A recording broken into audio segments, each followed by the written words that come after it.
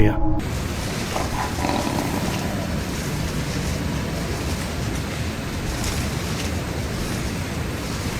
I've got a knife in here.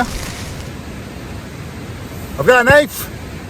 When you spend enough time in the woods, you start to realize how different the night feels from the day. The forest quiets down, sounds travel farther, and every movement seems closer than it should be. Most of the time, it's peaceful, but sometimes, while camping deep in the trees, you get the sense that you're not as alone as you thought. This is one of those nights. In this video, we dive into 3 real camping encounters that were all caught on camera. Up first is Megan from Megan Page, a creator on YouTube known for her personal and unfiltered content. On her channel, she shares her experiences and everyday moments with her audience, often blending candid storytelling with real-life updates. Megan's content is raw, authentic, and driven by real experiences rather than scripted performance. The video opens with her alone, exhausted, and emotionally drained. She explains that she's been in and out of a psychiatric facility and has nowhere stable to stay. For now, she's back in her hometown, sleeping in her car and trying to cope day by day. She talks about returning home only to find it unlivable, crowded, chaotic, and emotionally unsafe. The tension has driven her back out into the woods, where she spends hours just trying to calm down and think clearly. When I got home from the psychiatric facility, there were cockroaches in my bed. Can you believe that? So that's why I'm in Humboldt. Megan thinks she is alone, but only moments later, an uninvited guest appears.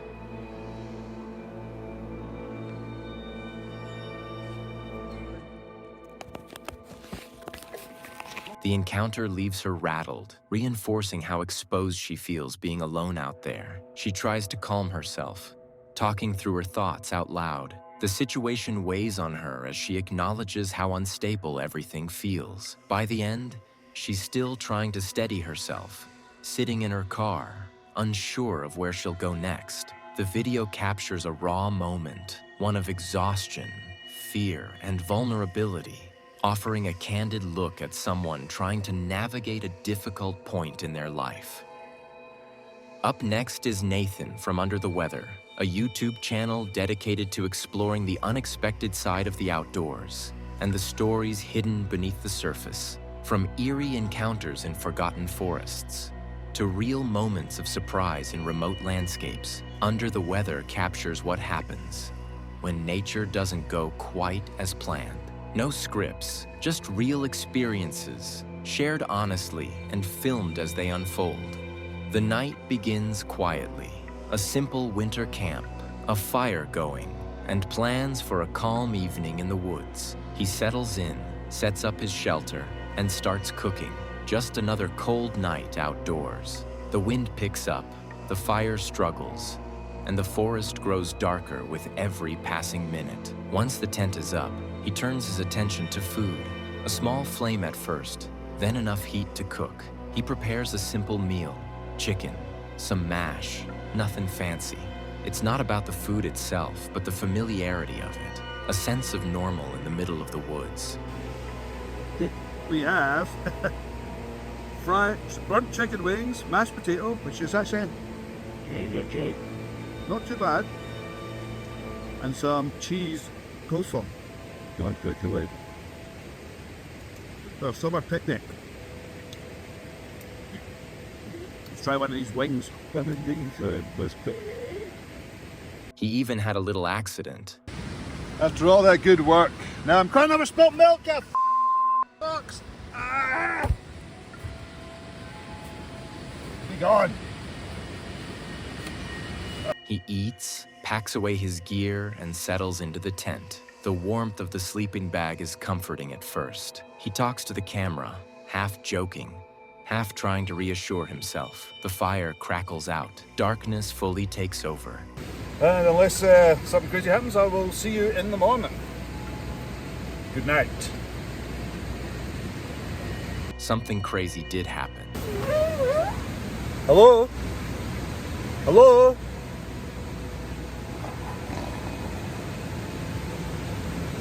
For a moment, there is quiet, and Nathan pretends nothing happened. But then the sounds come again, seeming to be even closer now.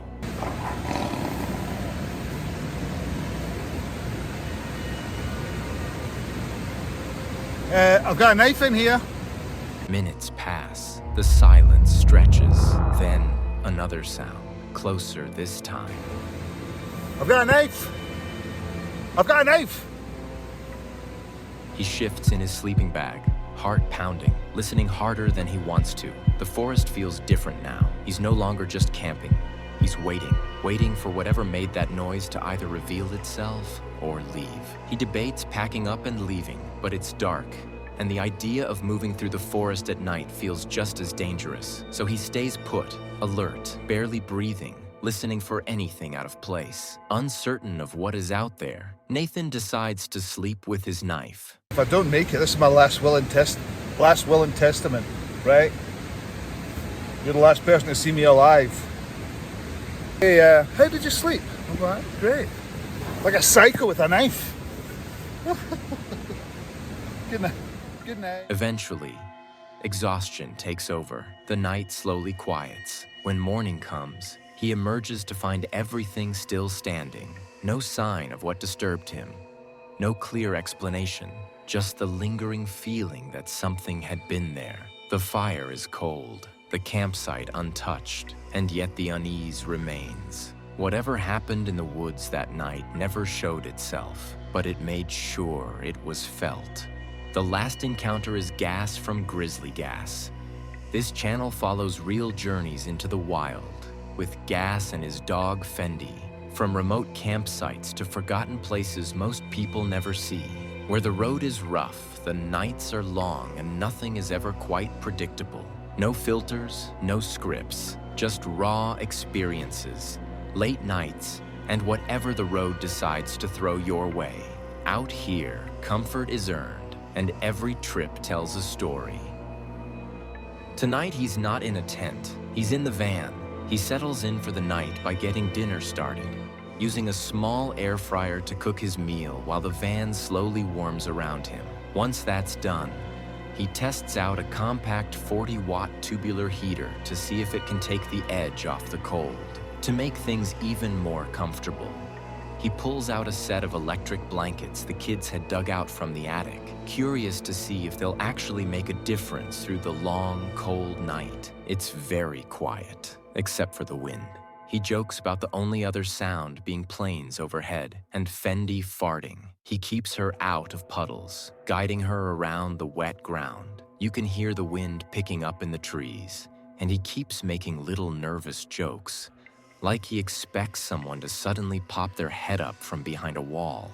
The deeper they go, the more his senses start misfiring. He hears a branch snap. He hears trees creak. He keeps saying the same thing. Your mind plays tricks on you in the dark. But even while he says it, he keeps looking over his shoulder. He admits he's seeing shadows, movement that doesn't fully make sense. He calls the place Creepsville, tries to laugh it off, but you can tell he's on edge now. Somewhere out here, hidden among the tangled branches, is the place people whisper about, the so-called witch's den. He isn't sure what he expects to find, but the deeper he goes, the more certain he becomes that he's getting close. He finds something that looks like a cage, but he is uncertain. Wonder what the witch used to keep in that. Eventually, he starts seeing signs that someone has been there. A cut in the wood looks fresh, recent, not old weather damage. He stops and examines it, estimating it might only be about a week old. That's when the vibe shifts from spooky folklore to something more real. Oh, that's just proper creepy, that, isn't it?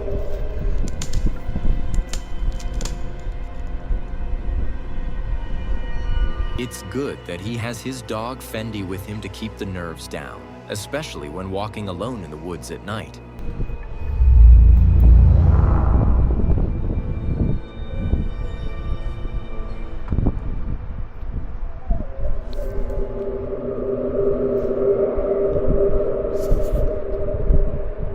And he hears it, a sound he can't place. He pauses, lowers his voice, and physically stops moving, just listening.